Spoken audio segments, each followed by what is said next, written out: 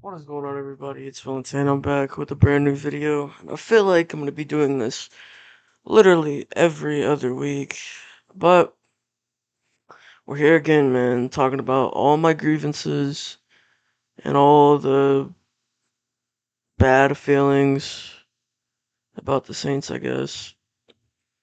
And, yeah. So, I guess let's just get right into it. Starting with, we're going to start with the defense because I want to save the worst for last. We're going to start with the defense. We are severely inconsistent on every side of the ball. It is so hard to really get a grip on what the problems are. I have an idea. I think it's because we're an old defense. We're not built to, defend a modern quarterback. Guys who can extend the play like Desmond Ritter. I mean, Desmond Ritter's not even a good quarterback, but he can extend the play, which automatically makes him light years better or light years, different than what the Saints are used to.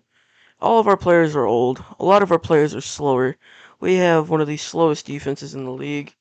It is just true. Cam's obviously 34 years old. He's also injured. I saw that towards the end of the game. He got hurt.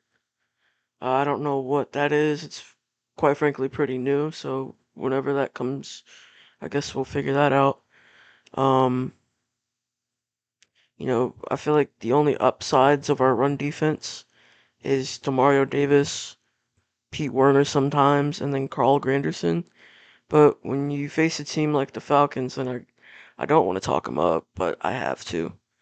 When you face a team like the Falcons, who are really a run-first team, it you start to get exposed really on defense. Um, it's just how it is. You start to get exposed, especially with the shifty guys like Bijan. And you think that guys like Algier wouldn't really do too much against you, but he did as well. But Bijan, man, Bijan's obviously something special. We know that already. But ultimately, he's a difference maker, especially because he makes all of our defense look dumb, and it's genuinely, I don't know, I don't get it. But yeah, that's for the run defense. Now the pass defense is probably the biggest upside of this game, which, you know, kinda can, you know, explain how this game went. We had two picks from Tyrann. One of them was really kind of like a bailout, I guess you could say. Um, one pick at the end of the half, kneeled it out, took it to the half. That kind of saved us from making this game look a lot worse on paper than what it was. But and then another pick from Tyrann that was an actual good pick that set us up in great field position. And the pass defense did okay. For what was given to us, we did okay. It was only like 150 passing yards or something like that. I'll pull up the stats right now. But um two picks, two good turnovers that really gave us the opportunity to do something with it. And then another thing, the play calling on pass defense can be a little wishy-washy sometimes. I don't see a world where Demario Davis should be tasked with covering a shifty running back like Bijan Robinson, but that's just the world we live in today, I guess. Um, I mean, Demario is 34 years old and not the fastest player in the world, but it's what we gotta work with, I guess. and he was tasked with covering Bijan on this play that led to an Atlanta touchdown, which probably ultimately led to our demise. Now, the pass defense overall was solid, nothing special. I do want to give a shout out to Tyrann Matthew though, because he was making sure, or not making sure, but he was doing everything he can to right the ship, to make sure that the season would stay afloat, which I really can't say it's over. You never know with this division. He was doing everything he can to make sure we had the best opportunity to win this game, and the offense really let us down. Now, that takes us to the offense. My grievance with the offense isn't a quarterback thing. Now, I will talk about all aspects of the offense and everything that went bad, and then a couple of things, one or two things that went good. Starting with the good, because the bad gets worse. Starting with the good. I really liked the way Carr started off the game. He threw with nice anticipation. Him and Olave established a really good connection that we didn't think we'd ever see. Um, they were moving down the field fast. They were catching the Falcons off guard. They were wearing the defensive line down, making it hard to get pressure on him. And they really didn't get pressure on him until later in the game. Um, Rashid Shaheed, he got hurt. I think that Rashid Shaheed should have caught a touchdown ball from Derek Carr. Now, the ball was too low. I wholeheartedly understand that. I get that. But the ball also hit Rashid Shaheed in the chest, and you gotta make those catches. It's on both of them there. That ball should have been a bit higher, a bit easier. But again, the ball hit him right in his chest. He should have caught it, and that's the end of it. They both messed up that play. Then after that, we saw what was the pick six. I have absolutely nothing to say about that pick six other than I have no idea what Derek was looking for there. And I don't even want to say that Jesse Bates read that. I don't even want to say that, you know,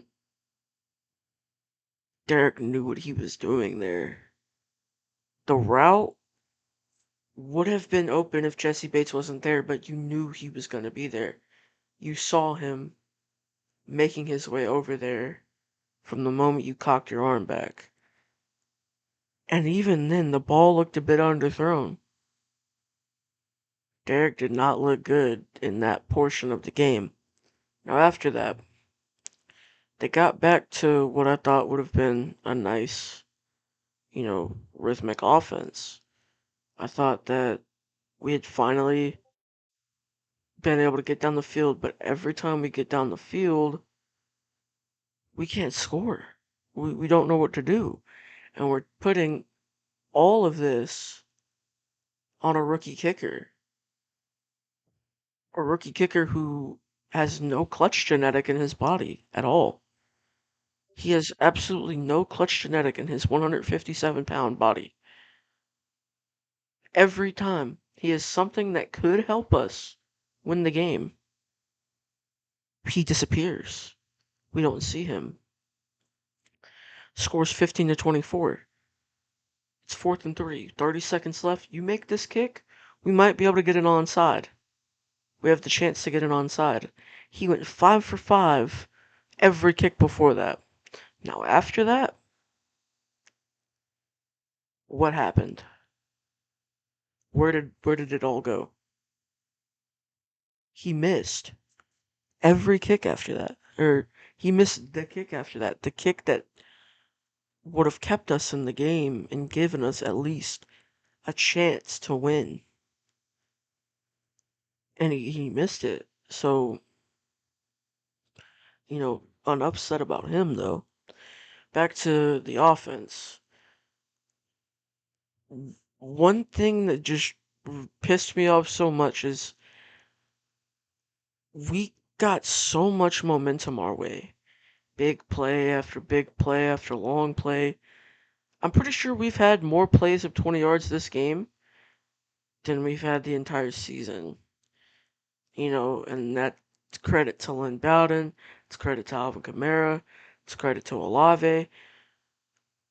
But we actually looked like an offense that can move the ball downfield. It's just when we got downfield, we couldn't do nothing with it. And we'd always get penalized for something.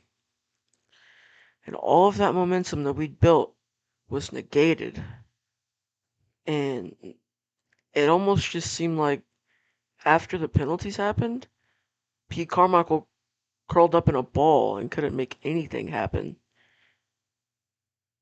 And then now, that's all the grievances I have with, the outcome. Now we just gotta talk about all the injuries that happened. So, starting with the biggest two or biggest ones, Chris Olave and Rashid Shaheed. Now, this is why I love Chris Olave so much. If you follow me on Twitter, you saw the tweet I made probably. Chris Olave, no matter what, is going to play through the whistle. Does not matter where that ball is, he will play through the whistle. And that's something that a lot of us thought, including myself, that he couldn't do, that he wouldn't do early in the season. We thought the frustrations were getting to him. He's young. We thought it was getting to him. We thought it affected him. But now we see a difference. The Cardo Olave connection was there, and he went up for a deep ball to Carr, or deep ball from Carr, that should have been out of bounds. He should have let it go. But he caught the ball and damn near got choke slammed on the back of his neck, and that led to a concussion. And that was the start of our downfall almost.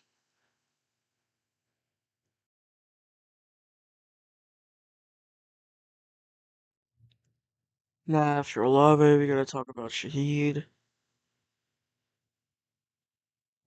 Um,